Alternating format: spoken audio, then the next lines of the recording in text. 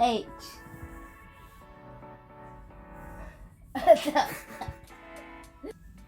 Yes, children can be more ticklish than us. So although backwriting is presented as a reading activity in the Parents Guide to Raising Multi-literate Children, in this video I'm going to show you how we can play this game where we want our children to write more neatly and accurately.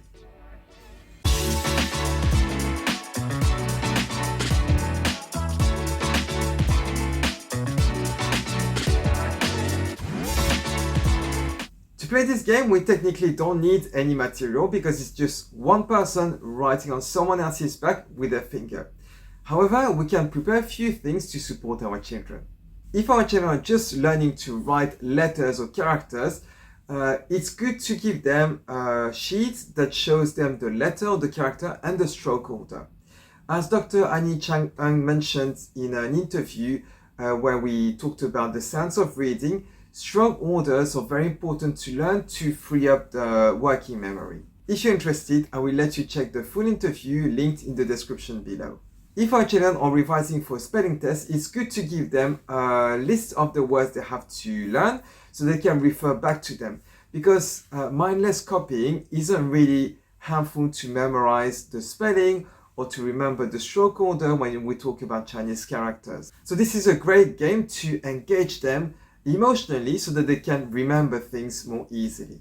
Also, because we who are being written on have to understand what they are writing, they will have to be accurate and neat. And of course, we can play this game just for fun. If our children are not confident at spelling words, we can always give them a book to support them so that they can choose a word to copy.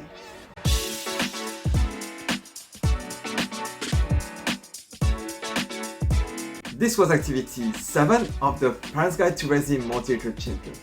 I hope these little additions to what you have in the book have been helpful, and if you have any questions, don't hesitate to write them in the comments below.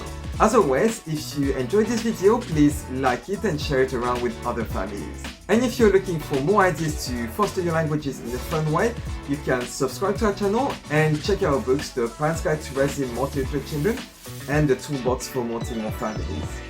I'll see you next time, and until then, keep playing, learning, and having fun with all your languages. Bye!